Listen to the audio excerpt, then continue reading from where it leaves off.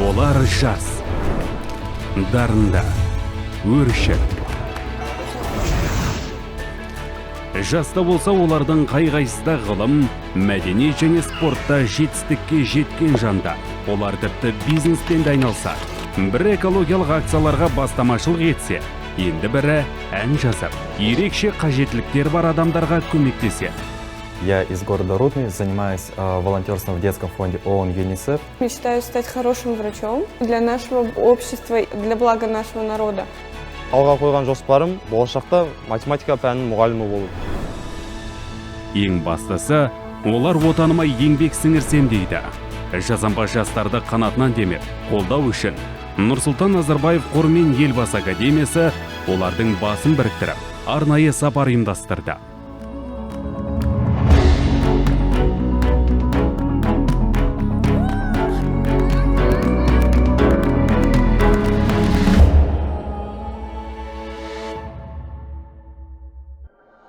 Нұрсұлтан Назарбаев қоры бүгінде бірнеше жобаны бірыңғай жүйеге жинақтады. Олардан қай-қайсысы да өскелең ұрпақтың білімін шыңдап, бәсекеге қабілеттілігін арттыруға бағытталған. 2 жылдың ішінде осы жобалардың арқасында 500 миллионнан астам жеткіншек арманына қол жеткізді. Я участвую в проекте «Мембала». Цель моего участия в этом проекте была возможность обучения в лучшей школе Костаная. Я правильно и достойно выстроил работу школьного парламента. Участники наших проектов – талантливая молодежь, надежда нации. Елбасы медалі бағдарламасында бастауыш сынып оқушыларына ағылшын пәнінен сабақ беретін болсам, өзіме жасты балаларға химия, биология пәндерінен көмектестім. Өзімді үлкен ұлттық кинолардың бірінде басты рөлде көргім келеді.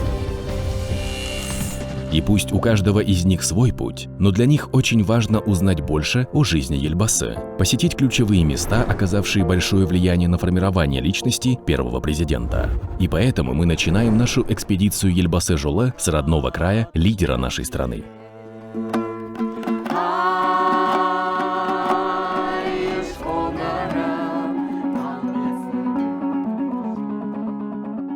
Село Шамалган – место, где родился первый президент Казахстана Нурсултан Назарбаев. Здесь были сделаны первые шаги и сказаны первые слова. Осындай екі бөлмеде елбасымыз өсіп өніп ел таныған екен. Сонда елбасы бұл жерде неше жасқа дейін тұрған? Елбасымыз 10 жасқа дейін осы жерде өсіп өніп. Шамалғанда атамекен орталығынан елбасының жазбаларын, қолтаңбаларын қалдырған кітапқа біз де өзіміздің жазбамызды қалдырдық. Оның өзі мен үшін үлкен мәртебе болды десем де болады. Но участники экспедиции пока не знают, что в следующей точке их ждут стены, хранящие историю школьной жизни Нурсултана Назарбаева.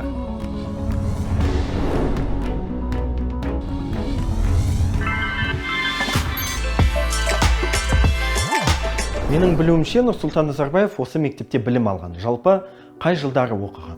Я, Нұрсұлтан Әбішұлы Назарбаев Абай атындағы орта мектепте 1957-58 оқу жылында білім алып, 1958 жылы осы мектепті аяқтап, үлкен өмірге жолдама алған.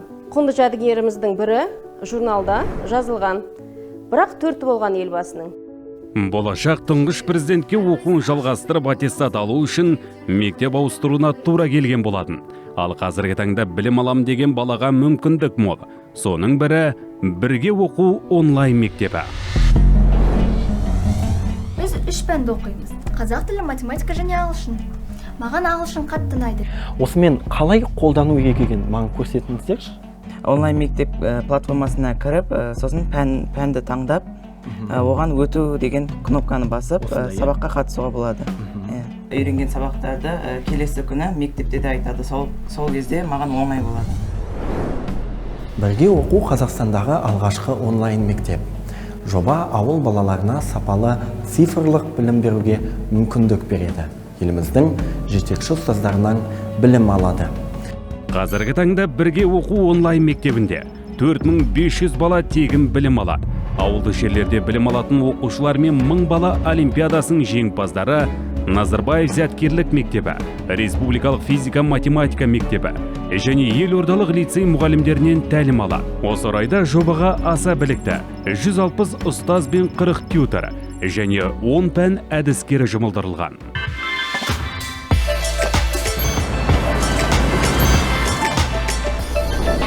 Экспедиция мүшелері 1000 бала ұлттық олимпиада жеңімпаздарымен кездесу үшін Алматыдағы Республикалық физика-математика мектебіне аттанды.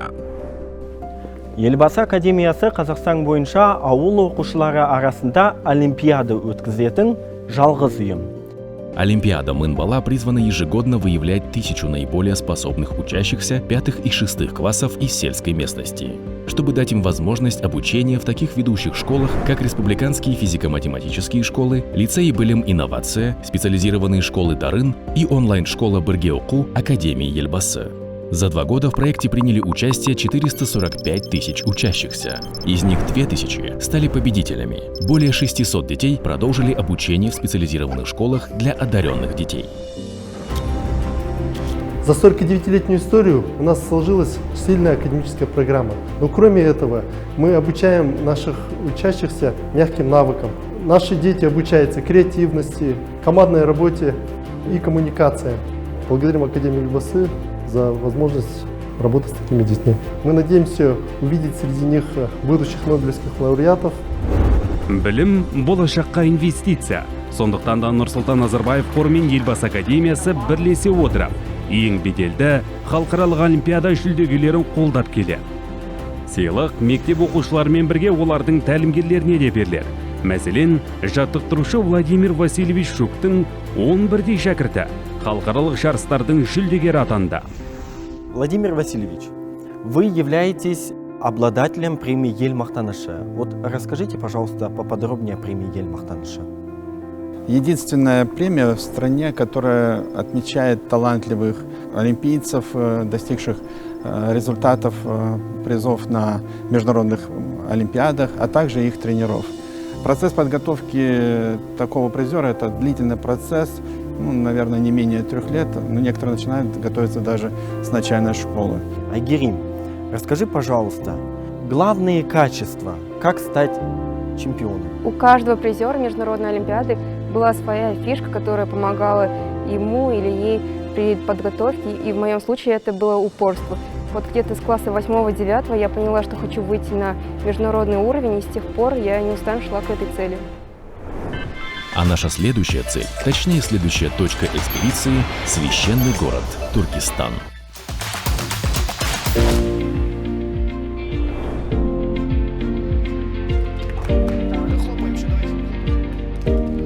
Қожа Ахмет Яссауи күлі күншығыс мұсылмандарының рухани ұстазы болған ұлы ойшыл, діни қайраткер. Аллаға бірнеше ғасыр салып, елбасы Нұрсұлтан Назарбаев мемлекетіміздің одан әрі гүлденуін басты мақсатына айналдырып, қабілетті де дарынды әрі креативті жастардың басын біріктіре білді.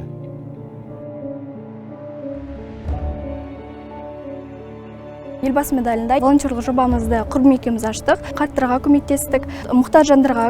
Ең басты айта кететін жайт, бір қыздың операциясына қаражат жинап бердік. Елбасы медалі жастарға өз өмірін түбегейлі өзгертуге мүмкіндік беретін жаңа тренд. Жобаға 14 пен 29 жас аралығындағы жастар қатыса алады. Оларға бағдар беруде біздер тәлімгерлер көмектесеміз. Жылдан жылға жобаға қызығушылық танытушылардың қатары артып келеді. Бүгінде 20 мыңнан аса қатысушының 30%-дан астамы ауылды жерлерде тұратын жастар. Олар бүгінде 7 бағыт бойынша дағдыларын дамытып, қоғамның нығаюына өз үлесін қосып жатыр. Елбасы медалі жобасына қатысқалы бері мен көптеген жетістіктерге жеттім. Соның бірі қазіргі таңда көптеген тренингтер жүргіземін. Көптеген адамдардың алғысын алып, дәрі-дәрмектермен көмектесіп отырамын. Биылдың өзінде Елбасы медалі жобасының аясында еріктілік, ұлттық мұра, спорт және дарын мен дағды бағыттары бойынша 650 мыңдай тапсырма орындалды. Сондай-ақ белсенді жастарымыз 90 мыңнан астам кітап оқып, көкжиегін кеңейтті. 2 жылда бағдарламаны сәтті аяқтаған 5500 қатысушыға алтын, күміс және қола медаль табысталды.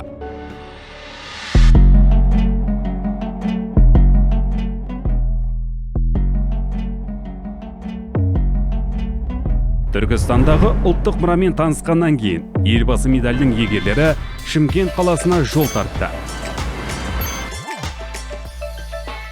Біз қазір қамқорлық оңалту орталығындамыз.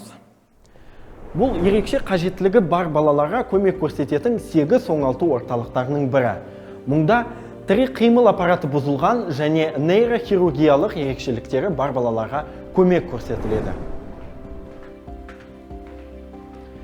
Жалпы еліміз бойынша осындай оңалту орталықтарында бір жылдың ішінде 5 мыңнан астам бала ем алады.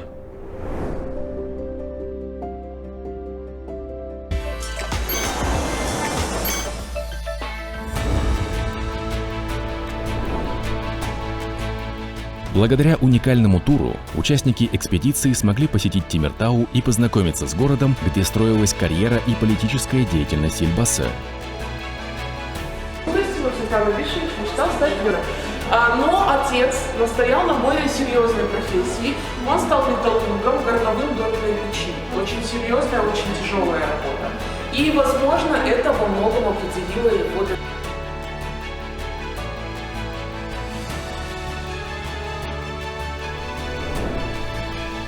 Теміртау экспедициямыздың ең ерекше нүктелердің бірі болды. Елбасымыздың еңбек жолынан сыр шертетін осындай құнды жәдігерлерді көзбен көріп, қолмен ұстаудың өзі бір ғанибет. Также поездка в Темиртау запомнилась знакомством с участниками проекта «Медаль Елбасы» Карагандинской области. А впереди нас ждет последняя точка нашей экспедиции.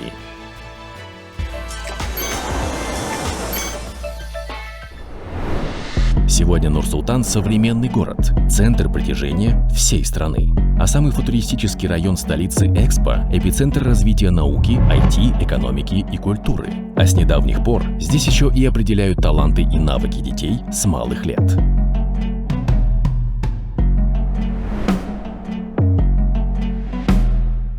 Сенің жаңағы жасалған диагностикаң бойынша результаттарды шығарып алдық, иә? Енді мен саған қазір толықтай жеке-жеке Қабілет кәсіптік бағдарлау қызметі жас қазақстандықтардың дарындарын анықтауға мүмкіндік береді. Бағдарламаны Елбасы академиясы отандық ғалымдармен бірлесе отырып әзірледі.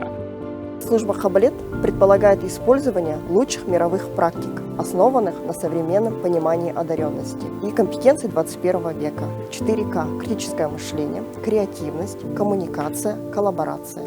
В 2021 году нами охвачено 50 тысяч школьников. На следующий год предполагается охват 150 тысяч детей. Бұл балалардың өскенде кім болатынын уақыт көрсетеді. Бірақ Нұрсұлтан Назарбаев қоры мен Елбасы академиясының жобаларына қатысушылардың қай-қайсысы да табысқа жетелер, даңғыл жолға түскені анық. Елбасы медаль жобасына дейін өзім 5 тілде сөйлейтін бол: қазақ, орыс, ағылшын, француз және испан тілі. Тағы 3 тіл неге қосып мақсат қоймасқа деп шешім қабылдап, неміс тілі, жапон тілі және араб тілдерін оқи бастадым.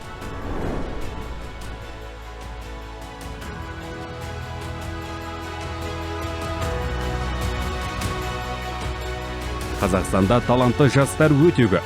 Олар шығармашылық қабілеттерін көрсетеді. Беделді олимпиадаларда жеңіске жетеді. Креативті ойлайды және инновациялық жобалар жасайды. Мұндай балаларды қолдау Қазақстан Республикасы үшін стратегиялық маңызы зор міндет.